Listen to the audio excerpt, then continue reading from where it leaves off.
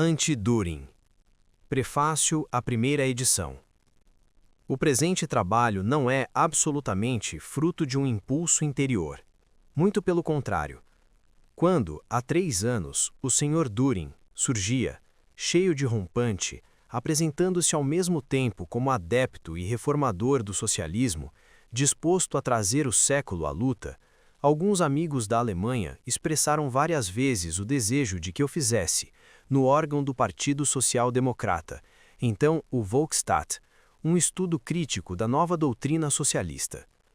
Consideravam tal estudo grandemente útil, a menos que não se quisesse proporcionar ao sectarismo existente no jovem partido, ainda em formação e distante de sua unidade definitiva, uma nova oportunidade para divergência e confusão.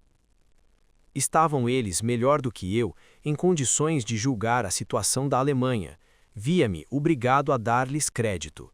Demais, pode-se verificar que parte da imprensa socialista se pôs a dar boas-vindas ao novo apóstolo com um entusiasmo que não era unicamente condescendência, mas deixava transparecer alguma inclinação para acolher, sem reservas, o Sr. Düring e, o que é mais, a doutrina do Sr. Düring.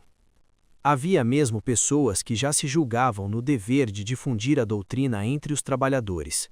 Finalmente, o Sr. Düring e seus correligiosos punham a seu serviço todos os artifícios da propaganda e da intriga para obrigar o Volksstaat a tomar posição definitiva em face da nova doutrina que entrava em cena com tão consideráveis pretensões. Foi-me preciso 1 ano para me resolver a deixar de parte outros trabalhos e trincar esse amargo pomo que, uma vez mordido, tinha que ser comido totalmente. E o mais grave é que esse pomo não era apenas muito amargo, mas também muito grande. A nova doutrina socialista apresentava-se como a última consequência de uma nova filosofia. Tratava-se, portanto, de estudá-lo em conexão com o sistema, ao mesmo tempo que ao próprio sistema. Tratava-se de seguir o Sr. Düring naquele vasto domínio onde ele encara todas as coisas possíveis, e muitas outras ainda. Tal a origem de uma série de artigos que, a partir do fim de 1877, apareceram no jornal que sucedera ao Volksstaat, o Vorwärts, de Leipzig. Artigos esses que vão aqui reunidos. É, pois, a natureza do assunto que obriga a crítica a tomar um desenvolvimento assaz considerável em relação ao que há de científico na matéria, isto é, nos escritos de Düring. Mas 2 outras circunstâncias poderiam ainda servir de escusas a este desenvolvimento.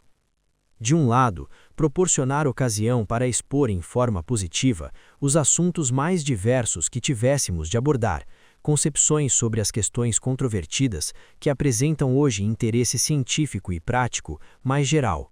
Foi o que fiz, em cada capítulo, e ainda que estes escritos não tenham por fim opor ao sistema de Düring outro sistema, espero que, todavia, o leitor não deixe de ver uma relação íntima nas opiniões por mim expostas. Que, deste ponto de vista, meu trabalho não será completamente infrutuoso, tenha, desde já, suficientes provas. Por outro lado, o Sr. Düring, como criador de sistema, não é uma aparição isolada na Alemanha contemporânea. De um tempo para cá, os sistemas de cosmogonia, de filosofia da natureza em geral, de política, economia, etc., proliferam na Alemanha da noite para o dia, às dúzias, como cogumelos. Qualquer doutor de filosofia, e até mesmo o simples estudante, não mais se contentam senão com um sistema integral. Da mesma forma que no Estado moderno, todos os cidadãos se supõem aptos a julgar as questões em que são chamados a dar voto, da mesma forma pela qual em economia política se considera o comprador com conhecimentos profundos sobre tudo aquilo que adquire para o seu sustento, da mesma forma se pretende proceder com respeito à ciência. A liberdade científica consistirá na possibilidade de cada um escrever sobre ciência tudo o que nunca aprendeu, dando-o como o único método rigorosamente científico. O Sr. Düring é um dos mais característicos desta pseudociência presunçosa que atinge a primeira plana em toda a Alemanha odierna e domina o espaço com seu estrepitoso ruído de lata. ruído de lata em poesia, em filosofia, em política, em economia, em história, na cátedra dos professores e na tribuna, em toda parte um ruído de lata que aspira à superioridade e profundidade do pensamento, e que não deve ser confundido com o ruído de lata comum, liso e vulgar das outras nações. Este é o mais característico e abundante produto da indústria intelectual alemã. Barato, sim, mas de má qualidade, tal como outros produtos nacionais com que o país, infelizmente, não se fez representar na Exposição de Filadélfia. O próprio socialismo alemão, de um tempo para cá, notadamente após o bom exemplo de Düring, fez ultimamente grandes progressos na arte do ruído de lata, e exibe tal qual produto batizado de ciência e da qual não contém uma palavra. Trata-se de uma doença infantil, sintoma e fenômeno inexcepável da conversão que se está iniciando do estudioso alemão à social-democracia, e de que esta, graças à maravilhosa saúde dos nossos operários, já se ia curando. Não me cabe a culpa de ter acompanhado Düring em regiões onde eu não passarei de um diletante. Nesses casos, limitei-me a opor, na maior parte das vezes, as afirmações falsas ou mal alinhavadas do meu adversário. Deu-se isso nas ciências jurídicas e frequentemente nas ciências naturais.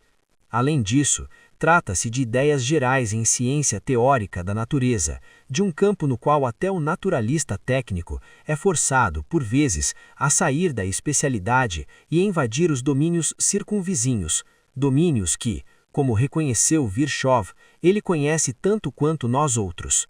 A indulgência mútua admissível em tais casos, para pequenas inexatidões ou impropriedades de expressão, me será, eu espero, facilmente concedida. No momento de concluir este prefácio, recebo de uma livraria um anúncio redigido pelo Sr. Düring, no qual o filósofo promete uma nova obra capital, intitulada Novas Leis Básicas da Química e da Física Nacionais. Tenho plena consciência da insuficiência de meus conhecimentos em física e química, mas ainda assim acredito conhecer bastante meu caro Düring para adiantar, mesmo sem ter lido sua obra, que as leis físicas e químicas aí estabelecidas poderão competir em confusão ou em banalidades com as leis econômicas, cosmológicas e outras que ele até agora descobriu e examinei no meu livro. Só espero que o rigômetro, instrumento construído pelo Sr. Düring para medir temperaturas muito baixas, sirva não para medir temperaturas altas ou baixas, mas simplesmente a arrogante ignorância do Sr. Düring. Londres, 11 de junho de 1878. Prefácio à segunda edição. A necessidade de fazer-se desta obra uma segunda edição foi para mim verdadeira surpresa. A personagem que neste livro se critica está hoje inteiramente esquecida. A obra em si mesma não só teve numerosos leitores, quando apareceu em fragmentos no Vorwärts de Leipzig em 1877 e 1878, como dela se tiraram, em separado e integralmente, inúmeros exemplares. Como poderá alguém interessar-se pelo que eu disse há vários anos a propósito do Sr. Düring? Devo, antes de tudo, à circunstância de que esta obra, como aula, quase todos os meus escritos ainda agora em circulação, foi interditada no Império Alemão logo após a promulgação da lei contra os socialistas. Quem quiser que não estivesse preso aos hereditários preconceitos dos funcionários dos países da Santa Aliança, deveria claramente prever o efeito de semelhante medida. Dupla ou tripla venda para os livros interditados e manifestação de impotência por parte daqueles senhores de Berlim que promulgam leis cuja execução não conseguem impor. Realmente, a amabilidade do governo do Império forçou-me a novas edições que não poderia satisfazer. Como não tenho tempo para corrigir o texto, coisa que seria de desejar, sou obrigado a contentar-me com uma simples reimpressão. A essa, junta-se outra razão. O sistema do Sr. Düring, de que este livro é uma crítica, estende-se a domínios teóricos muito vastos. Tive de segui-lo por toda parte e opor as suas concepções às minhas. Assim, a crítica negativa resultou positiva. a polêmica transformou-se em exposição mais ou menos coerente do método dialético e da ideologia comunista defendida por Marx e por mim, numa série de domínios bastante vastos.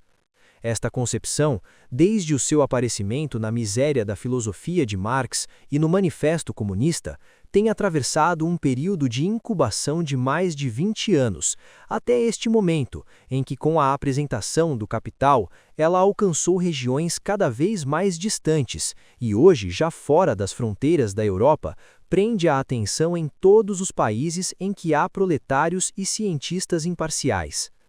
Pareceu, então, que havia um público altamente interessado, capaz de acolher, para perpetuar, a polêmica contra a tese do Sr. Düring, polêmica julgada hoje sem razão de ser por muita gente e adepto das digressões positivas que acompanham a crítica.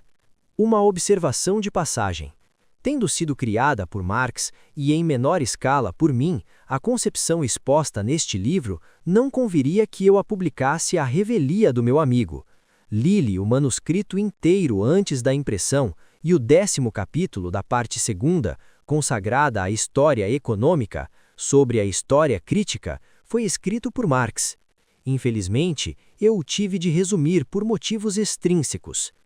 Era, aliás, hábito nosso ajudarmos-nos mutuamente na especialização de cada um. Esta nova edição, exceto um capítulo, é idêntica à precedente.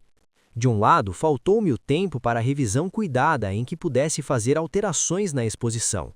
Eu tinha o dever de preparar para a impressão os manuscritos deixados por Marx, diante do que qualquer outra tarefa é menos importante. Por outro lado, minha consciência opõe-se a qualquer modificação. É uma obra de polêmica, e não me julgo na obrigação de modificá-la, uma vez que meu adversário em nada se corrigiu. Só poderia aspirar ao direito de replicar ainda uma vez a resposta do Sr. Düring. Não sei se o Sr. Düring escreveu alguma coisa respondendo aos meus ataques, e, salvo razão especial, não o lerei jamais. Teoricamente, liquidei minhas contas com ele. De resto, há outra razão que me obriga a observar, com maior cuidado ainda, o decoro das lutas literárias em relação a meu adversário, a vergonhosa indignidade contra ele praticada posteriormente pela Universidade de Berlim. A dizer a verdade, esta última foi punida. Uma universidade que se atreve a caçar ao Sr. Düring nas circunstâncias que sabemos, a liberdade de ensinar, não tem o direito de se admirar de lhe terem imposto o Sr. Schweininger, noutras circunstâncias que igualmente conhecemos. O único capítulo em que me permiti adições explicativas foi o 2º da 3ª parte, Teoria. Ali, tratou-se unicamente de expor um ponto de vista essencial da concepção que represento. Meu adversário não poderia lamentar-se de que me haja esforçado no emprego de linguagem mais acessível, completando a sucessão das ideias sistemáticas. É certo que fui instigado por outros.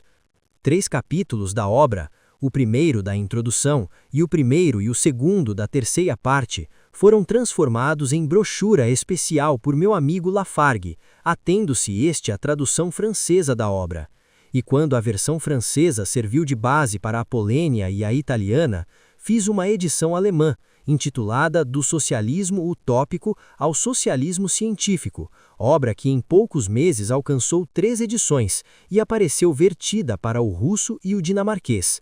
Em todas as edições, o capítulo em questão era o único que havia sido ampliado. Seria um excesso de zelo que me limitasse na edição da nova obra ao texto primitivo, em vez da forma ulterior, tornada internacional. Quanto às demais modificações que desejaria fazer, referem-se principalmente a 2 pontos. Primeiramente, a história primitiva da humanidade, assunto de que Morgan só nos deu a chave em 1877. Mas, como em minha obra, As Origens da Família, da Propriedade Privada e do Estado, tive ocasião de ordenar e expor a matéria por mim reunida desde o aparecimento deste livro, bastará recorrer a este trabalho posterior. Em segundo lugar, teria desejado modificar a parte relativa às ciências naturais. Nota-se ali grande descuido na exposição, e há coisas que hoje poderiam ser expressas com maior precisão e clareza. não me arrogando o direito de corrigir, julgo-me na obrigação de fazer esta crítica. Marx e eu fomos, sem dúvida alguma, os únicos que salvaram da filosofia idealista alemã a dialética consciente, incluindo-a na nossa concepção materialista da natureza e da história. Mas uma concepção da história, a um tempo dialético e materialista, exige o conhecimento das matemáticas e das ciências naturais. Marx foi um consumado matemático, mas, de nossa parte, não pudemos estudar senão fragmentariamente, de quando em quando, as ciências naturais. À medida que ocupações comerciais e a minha mudança para Londres me foram permitindo, fiz uma completa mise en mots, como diria Liebig, das matemáticas e ciências naturais, tarefa em que empreguei quase 8 anos.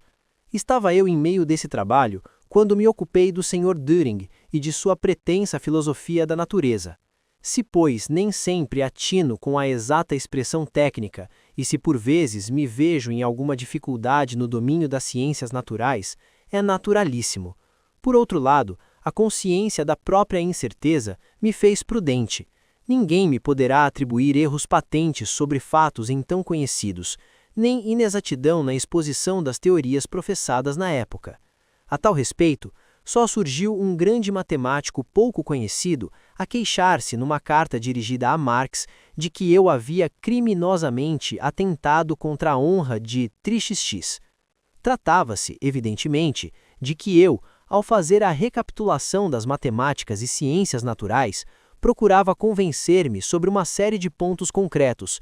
Sobre o conjunto eu não tinha dúvidas de que, na natureza, se impõem na confusão das mutações sem número as mesmas leis dialéticas do movimento que, também na história, presidem a trama aparentemente fortuita dos acontecimentos, as mesmas leis que, formando igualmente o fio que acompanha de começo a fim a história da evolução realizada pelo pensamento humano, alcançam pouco a pouco a consciência do homem pensante. Leis essas primeiramente desenvolvidas por Hegel, mas sob uma forma que resultou mística, a qual o nosso esforço procurou tornar acessível ao espírito em toda a sua simplicidade e valor universal. Será escusado dizer que a velha filosofia natural, apesar das muitas coisas boas que realmente continha e dos muitos germens fecundos que encerrava, não poderia contentar-nos. Conforme se expõe minuciosamente neste livro, consiste-lhe o defeito na forma hegeliana de não reconhecer na natureza nenhum desenvolvimento no tempo, nenhuma sucessão, mas simplesmente uma coexistência, nacheinander, nebenander. Tal defeito tinha razão de ser, de uma parte, no sistema hegeliano per si, que não atribuía ao espírito sequência de desenvolvimento histórico, e de outro lado, no estado das ciências naturais na época. Assim, Hegel recua neste ponto bem para antes de Kant, que em sua teoria da nebulosa já punha em foco o problema das origens e cujo descobrimento do obstáculo que, segundo se supunha, as marés criavam ao movimento de rotação da Terra, anunciava já a consolidação do sistema solar. Finalmente, o problema para mim consistia não em impor à natureza leis dialéticas predeterminadas, mas em descobri-las e desenvolvê-las, partindo da mesma natureza. Seria, no entanto, tarefa de gigante seguir este preceito de forma sistemática e em todos os domínios, não só porque o objetivo a considerar é de quase impossível cálculo, mas ainda porque em todo este terreno a própria ciência da natureza é dominada por um desenrolar tão violento de fenômenos que a custo a poderia seguir o homem que dispusesse de todo o seu tempo. Ora, desde a morte de Carlos Marx, meu tempo tem sido ocupado por deveres mais urgentes, que me forçam à interrupção do próprio trabalho.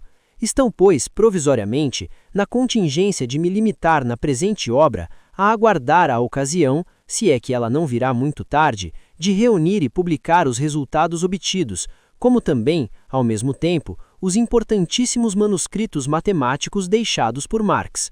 Possivelmente, de resto, o progresso da ciência teórica tornará supérflua grande parte, se não a totalidade do meu trabalho, porque é considerável a simples tarefa de pôr em ordem as descobertas puramente empíricas que se acumulam sempre, a fim de tornar progressivamente mais evidente o caráter dialético dos fenômenos, ainda mesmo aos mais recalcitrantes empiristas.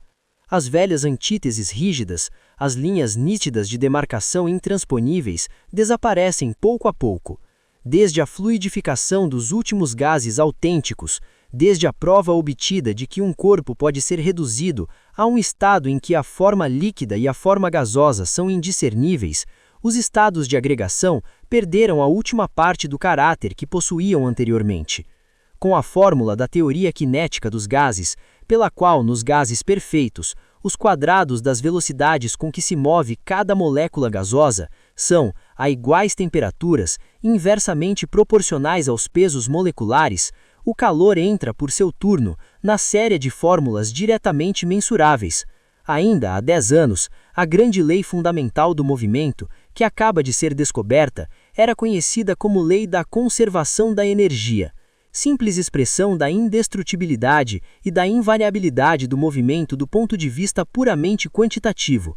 Mas cada vez mais, esta estrita expressão negativa se substitui por uma expressão positiva, a da transformação da energia, onde se tem em conta, pela primeira vez, o conteúdo qualitativo dos processos e o desaparecimento das últimas reminiscências de um criador sobrenatural. Já não há necessidade de afirmar-se como se fora novidade a ideia da quantidade de movimento, daquilo que se dá o nome de energia, não se transforma quando de energia cinética, dita força mecânica, ela se converte em eletricidade, calor, energia potencial e reciprocamente. Ela serve, doravante bem mais sólida, do processo de metamorfose em si mesmo, do grande processo fundamental que o conhecimento encerra o conhecimento integral da natureza. E desde que a biologia se desenvolve à luz da teoria evolucionista, foram se apagando igualmente, no domínio da natureza orgânica, uma a uma, as linhas divisórias da classificação. Elementos intermediários, quase inclassificáveis, multiplicam-se dia a dia. Qualquer estudo mais acurado nos revela organismos de uma classe em outra, e os caracteres distintivos, tornados quase artigos de fé, perdem o valor absoluto. Possuímos hoje mamíferos oviparos, e se a notícia se confirma, aves que caminham sobre 4 patas. Se a célula impôs a Virchow há anos a contingência de resolver a individualidade animal, consequentemente humana, em uma federação de elementos celulares, este fato ainda se complica pela descoberta dos glóbulos brancos do sangue, que circulam à maneira de amebas no corpo dos animais superiores. Ora, são estas, precisamente, as contradições diametrais tidas como insolúveis, são estas as linhas divisórias e de distinção entre as classes estabelecidas arbitrariamente, que deram à ciência teórica moderna o seu acanhado caráter metafísico.